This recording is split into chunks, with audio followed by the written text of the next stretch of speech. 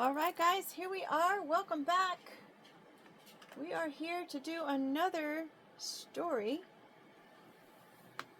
where I shuffle and pull on camera and do the story right away.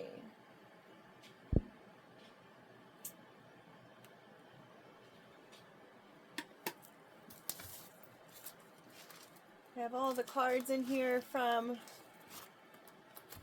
our last story.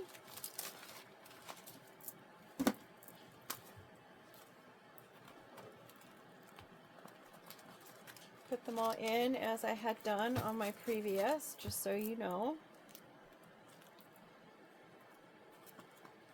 If you are new to the channel, you're welcome to go back and look at the other stories to see how it is that I put them in there, just to make sure that hopefully we're getting new cards. Sometimes I don't like to do the shuffling on camera. I'll pause it and whatnot just because I'm saving some memory space on the videos and saving your time. You can always fast forward through this part also if you'd like.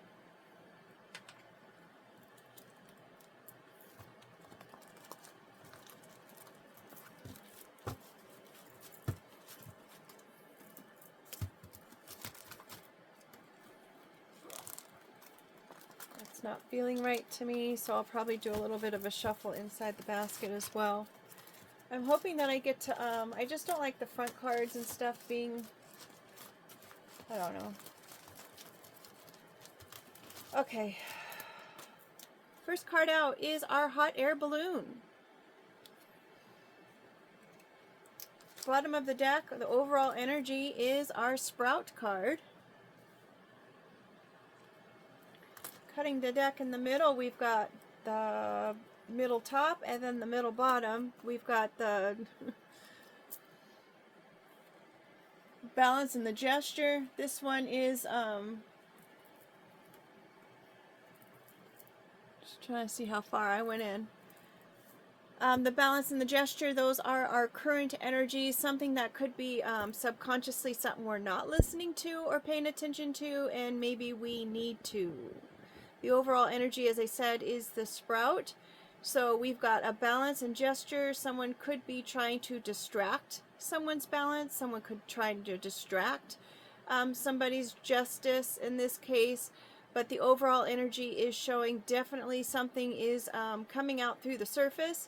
Something is being birthed. Something is growing. Something is, as I said, coming to the surface. And it is growing and it will be seen. So here we are with the hot air balloon. We've got Rover, Red Rover, the whole kit and caboodle. This used to be the whole enchilada card, but because we had the taco, I didn't want to use an enchilada as well. I did change it to the whole kit and caboodle. I know we've got other cats in the deck as well, but I don't know. It may change again, or I may have to do alternates for other decks or whatnot.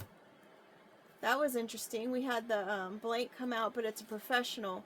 So we've got all the details as far as the kit and caboodle is concerned about someone trying to bring someone else over to the other side of things. Perhaps it was a bunch of hot air. Perhaps someone is seeing something from a higher perspective, and now they're seeing that someone was just trying to come and make them over on the other team. But they have broken through that, and now they're able to maybe go on to the original team that they were on as far as what side of the story that they are on. Or the other could be true, that they were on a certain side of the story and now they weren't able to break through those other chains, and so now they're stuck on the other side of the other team now with their story. I don't know. Put it to where it fits for you. But all in all of the details are here. They have everything they need in order to understand, I guess, what it is that they're experiencing, seeing, sensing, or whatnot. Someone is a professional in this manner, something that they could have kept going with. They could have stopped, I guess, but they decided that they were going to go ahead and keep on going. We've got the lobster. Maybe this person is someone's significant other. Maybe this person has high value in themselves. Maybe they hold integrity. Maybe this is a soulmate of sorts. As I mentioned in a previous stories, your soulmate is not always a love interest. It's someone that comes across and kind of um, has some kind of pertinent meaning or development within your life story. We have a surrender card. Someone could be surrendering a soulmate because whatever was going on, they could have stopped it, but they never did, and it kept on going. So now because of that, they're seeing this person for what they are. For me, like, a lobster is a bottom feeding animal, so maybe they're just saying, you know what, I see you for what you are, and I've got to surrender you out of this case because, you know, I just can't deal. Or someone could be surrendering their wealth, or some wealth, or surrendering wealth in general. We have the 11, which is a card of balance, again with our balance over there. It is also a twin flame kind of card, but if you ask other belief systems, they were saying that 11 is more than 10, and 10 is a perfect number, so you're outside of that perfect scenario. The 11 is also 2 pillars.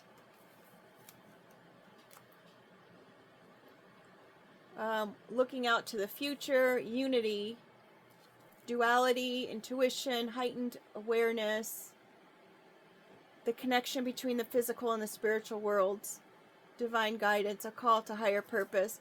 So, and that's right underneath our hot air balloon, so I'd say that that's definitely a call to a higher purpose, and someone is surrendering the bottom feeders because they've got all the details about it. We've got that final test. Interestingly enough, that is after the balance or the connection between the earthly realms and the spiritual realms. So there's someone who was faced with their final test. Maybe it had to do with being called over to this other team per se. And however they decided on this final test is the way the rest of their, well, I shouldn't say the rest of their journey, but it's going to be either making their journey really positive with great blessings because they chose correctly, or it's going to go down a windy path of uncertainty and confusion and that nature. We've got some cards that were turned around. What's this? Oh, the copycat, the doppelganger. Maybe the doppelganger is being faced with this final test. Someone's being quite stubborn in the situation. This is the donkey card. A real jack ass. We've got a nest. Could have something to do with someone's nest, or maybe a nest egg, somebody's finances. Someone could be trying to build, but they're going to have to move. Pack, store, and move. We've got a black hole here. This was my dimensions card originally. The black hole is, you know, seen as another dimension. A black hole also could be, maybe they've got a black hole in their heart. Maybe they got to surrender this black hole, or going down the rabbit hole if we get the rabbit card perhaps. Considering that we've got the black hole on the other side of this connection to the earth and the spiritual realms, now we're incorporating also the universal and the star realms, so to speak. Maybe they were wanting to move someone out of their nest and into this void.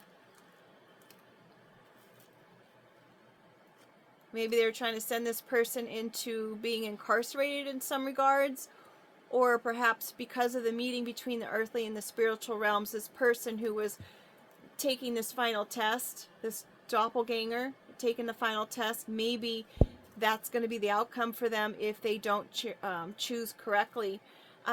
I find it interesting, we've got the bars there, and we all have those kind of bars as well. Some sort of protection being done.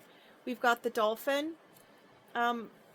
They are protective of people. I've heard stories about how people will be in the water, and then the dolphins will see sharks around, and then they will form a circle around that human in order to protect them from the shark, which is very, very selfless of those dolphins for sure. So perhaps there could be that going on in this scenario, that someone is actually trying to protect whoever this innocent person is from the situation, and all in all, it is putting them in some kind of danger in doing so. We've got the 10 card, which is a perfect number, the end of a cycle and a starting of a new cycle. We have the skeleton in the closet. That is a closet. And then we've got the skeleton on the bottom. Somebody has some secrets that they're keeping. It could pertain to somebody's closet. Skeleton, they could have wanted to deprive this person of everything. They wanted to make this person, excuse me, they were stubborn in making this person unwell. Perhaps it's something that they've done on repeat, considering there's a professional up there. There's a professional, stubborn situation happening. And then we've got the 8 card. When I saw the 8, I was thinking the month of August. And then I was like, well, if that's the case, it could be October and November as well. Or people who have birthdays during that time. August 10th could be 10th of the October 8th could be important. I'm not going to say that about the 11 because I didn't have the thought until I saw the 8. The 8 is also representative of a masculine action as well. We've got a period here. End of story, done. It also looks like a 0 to me, which could be the 80s. Someone could be in their 80s.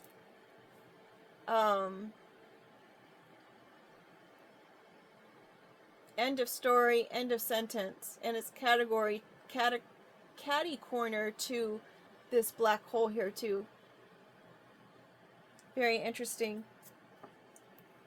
We've got the female seahorse that fills her, she gives her eggs to the male who then incubates them and gives birth to them. So perhaps she is the person that has hopes and dreams, and she's a support to her counterpart wherever he may be. In this card, he's not here. It is known that just like lobsters, the seahorses, they do find a partner for life and they will mate with that partner for life. But if the seahorse female knows that the male is sick, she'll take off and find someone who's healthy. In the same regard with the dolphins, they do, they're the only other mammal that engage in procreation just for the fun of it, not necessarily for the procreation part of it. We've got the circus coming in down here. Maybe what was going on in the circus was just leading people into having to make those choices. Recidivism is when people keep returning to jail, they keep getting in trouble and they keep returning to jail. That's the recidivism. And the recidivism rate, they say, is usually after 3 times someone will finally decide, you know what, this isn't working out, I don't want to do this anymore. And then that's when they decide to change their tune, they learn their lesson or whatnot. I don't know if that's the same now as it was. When was it? Golly, was that 20 years ago already when that rate was, when I learned that rate. We've got the circus and then the unknown. We've got a witch's hat. We have a toolbox. Maybe somebody's way of dealing with things. Interestingly enough, it's under the skeleton card, which is right out after the witch's hat. Maybe the witch was using some kind of bone magic in their toolbox. That could even be graveyard magic, even though I don't have the graveyard here on the table. We've got the witch's hat dealing with witch-like behavior, people who cast spells, dark arts perhaps. I know there are people who they claim to be white witches or good witches or whatnot. For me personally, anyone that uses kind of witchcraft or anything in their toolbox of ways to maneuver or manipulate anyone else, regardless if it's a love spell or not, I really feel that, I mean, it's just my opinion, and to each their own who do it. I'm not going to judge you for it, but for me, it's not something I want to participate in, only because I feel like if I have to use some kind of manipulation, then it's not something that I feel like I earned, so to speak. And I'm thinking that, or saying that, and I'm thinking, you know, well, maybe witches are thinking like, yeah, I earned it because I was able to use that kind of tool in order to get that, which is absolutely true for that perspective. Sometimes it's hard being able to see different perspectives because it's like you have an understanding where everyone's coming from. But for me personally, it's just not the way I want to participate in life myself. There is the comb over, which is trying to mediate a situation perhaps that someone's not real happy about, or they're trying to deceive, or they're trying to cover something up. It could be also linked to vanity, as far as not wanting to be losing your hair in this sort of regard. But for this card, I did put it as a hairstyle, so someone could have like an undercut of some sort where they can be versatile and comb over their hair. So maybe this toolbox is showing some kind of versatility, considering it's under the 8 card, which is something, when you participate in this is something that is for a lifetime. It is something that your actions that you are creating here is infinity in the universal law of things. So that can't be covered.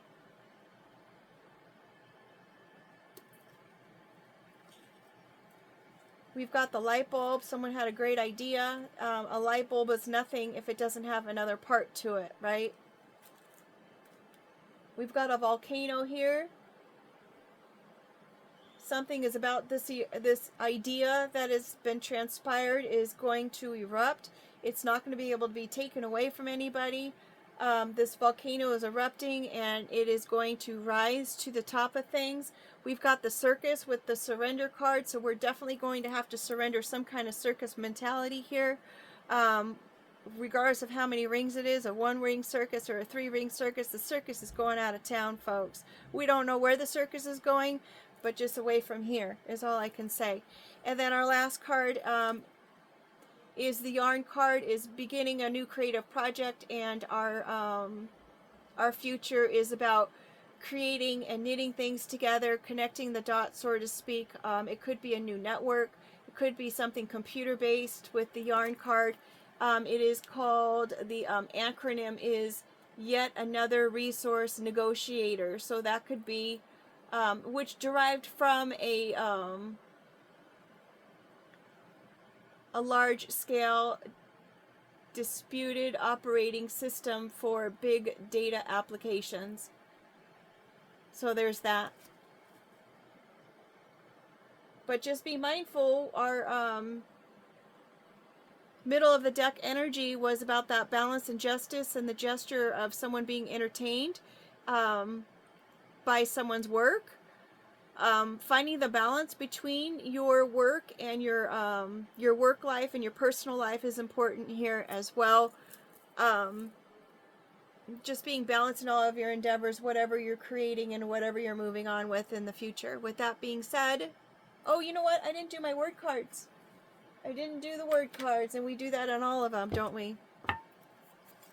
So let's do our word cards. See what comes out. We'll do that one, manifest. These are double-sided cards, so however they fall or however they come out on the table is the way that we take them. Let go. Maybe someone needs to, awakening is turning, right? So someone is awakening.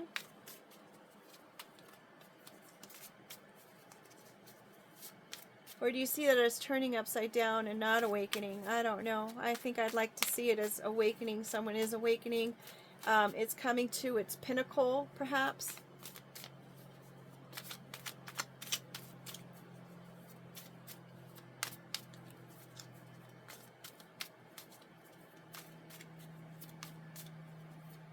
Oh, the awakening landed on top of the 8, you guys. So whatever is like infinity bound, maybe that's coming to the surface.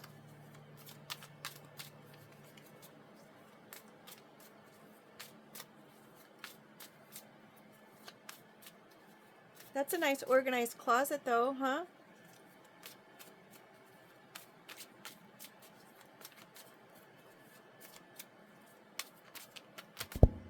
We've got a Virgo, and we've got message here.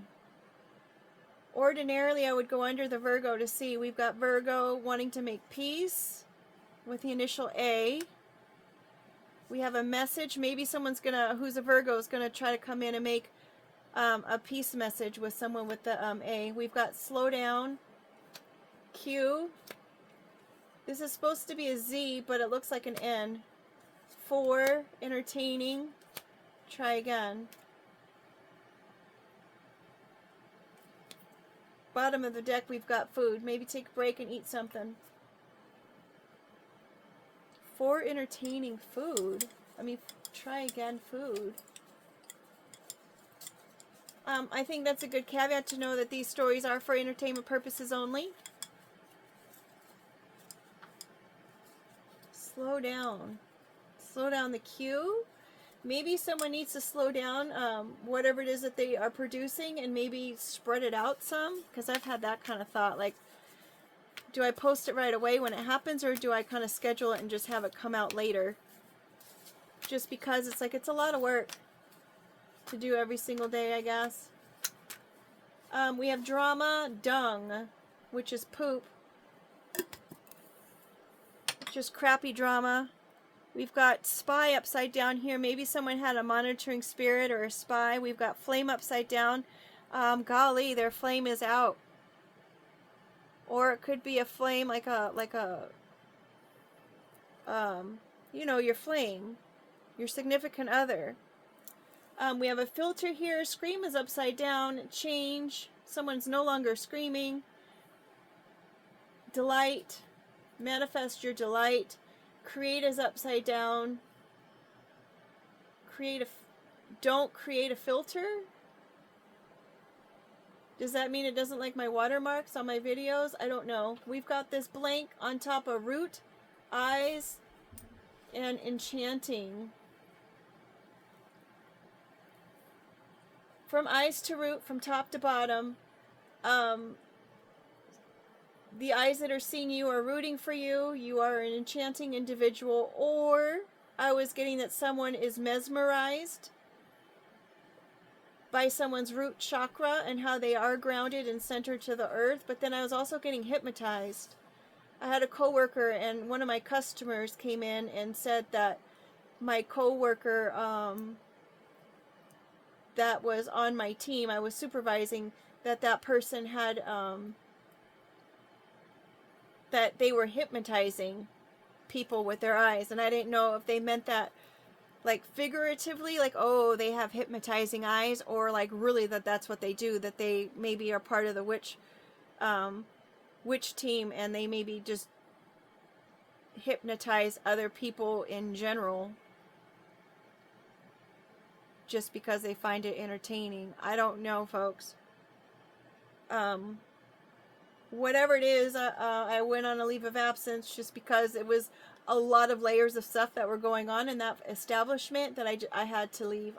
It was upsetting and confusing and enlightening and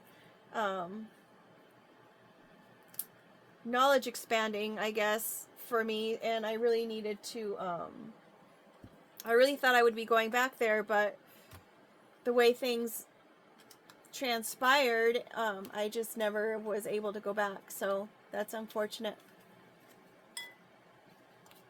All right, folks, with that being said, thank you so much for being here. Make it a great day. I'm going to go ahead and ask Google what it thinks about these cards on the table, and that will be posted on the other YouTube channel.